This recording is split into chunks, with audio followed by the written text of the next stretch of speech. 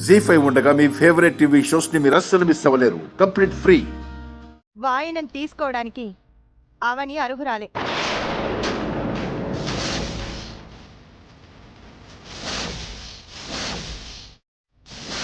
అవని అర్హురాలా? అవును. ఎలా? ఎలా అంటే నేను అర్హురాల్ని కాను. సుజాత గారు నా మీద అభిమానంతో అలా అంటున్నారు. సుజాత గారు, ప్రస్తుతం పరిస్థితి ఎలా ఉందో కాస్త మంచి చెడు ముందు వెనక ఆలోచించండి. అన్నీ ఆలోచించానండి. ఏం ఆలోచించావు నువ్వు? బుర్ర తక్కువ పనులు కాకపోతేను. ఈ సుజాతని పిలవకండి, వస్తే ఏదో ఒకటి చేసి అందర్నీ ఇబ్బంది పెడుతుందని మేము చెప్తే నువ్వు విన్నావా అమ్మమ్మా?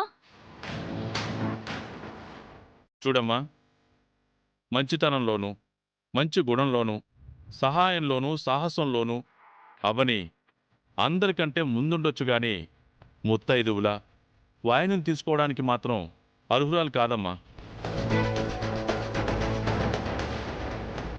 ఎందుకంటే అందుకు మెడలో తాళుండాలి, కాళ్లకు మెట్టెలుండాలి, నుదుటన సింధూరం ఉండాలి. పెళ్ళైన ఆడపిల్లకుండే ప్రతి అర్హత అవనికి ఉండాలమ్మా. అప్పుడే తను అర్హతను సంపాదించగలుగుతుంది. అవునమ్మా, పెళ్లి కాని అమ్మాయికి ఆ అవకాశం లేదు. మీరడిగిన ప్రతి ప్రశ్నకి నా దగ్గర సమాధానం ఉంది.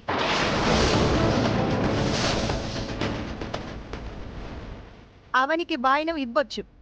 ఎందుకంటే ఇంకా మీరేం చెప్పాల్సిన అవసరం లేదు సుజాత గారు.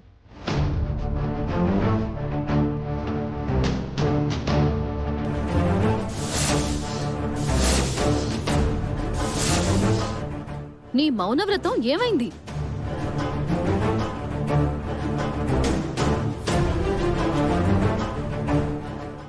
అంటే అది ఈ రోజు రాత్రి 12 గంటలు దాటే వరకు నువ్వు నోరు విప్పకూడదు కదా. వ్రతభంగం అయినట్టే కదమ్మా. మనసులో ఏ దురుద్దేశం పెట్టుకొని మౌనవ్రతం అని చెప్పిందో ఎవరికి తెలుసు? ముందు నేను చెప్పేది వినండి. మీకెందుకు శ్రమ? నేను చెప్తాను కదా సుజాత గారు. చూడండి, నేను మౌనవ్రతం వీడడం తప్పే. ఒక మంచి పని జరిపించడం కోసం ఇలా చేయడం తప్పు లేదని చిన్నప్పుడు మా నాన్నమ్మ చెప్పింది.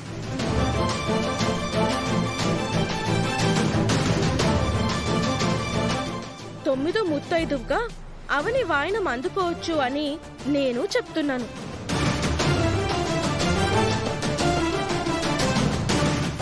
నువ్వు కూడా అలా మాట్లాడతావేంటి?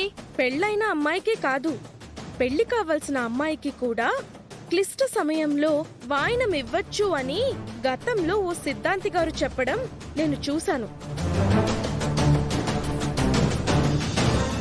కాబట్టి అవనికి 9వ వాయినం ఇవ్వడంలో ఎలాంటి తప్పు లేదు అని నేను బల్ల గుద్ది మరీ చెప్తున్నాను. నువ్వు ఎప్పుడో వినడం ఎక్కడో వినడం సంగతి పక్కన పెట్టు.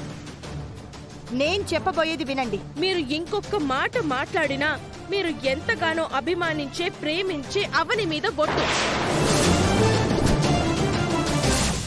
జీ5 యాప్ డౌన్లోడ్ చేసి అన్ని ఎపిసోడ్స్ పూర్తి ఉచితంగా చూడండి.